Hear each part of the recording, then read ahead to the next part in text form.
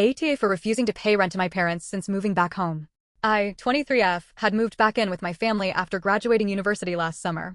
During school, my parents would help me out with rent and groceries if I really needed it, but for the most part, I would work and save money during summer break, reading week, and holidays.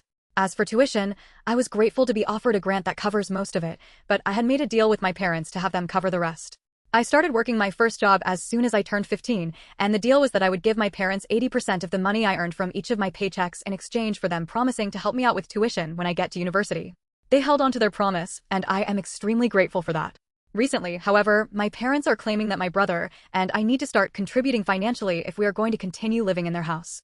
My brother is older than me, 26 years old, and is absolutely terrible with money. He owes me a total of $4,000 and owes my dad a few thousand as well. I believe my parents are just upset at my brother, and I am collateral damage.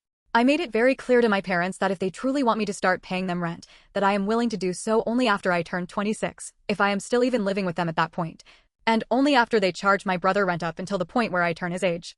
Since my brother is 3 years older than me, I told my parents that he basically got to live at home, rent-free, for 3 extra years, which is unfair to me. My parents responded saying that if they are going to start charging rent, it is only fair that this new rule applies to everyone. Aita? Some further context. I have mentioned to my parents that if they will start charging rent, then I would prefer to live elsewhere where I'd be paying anyways. But they're extremely traditional and against that idea.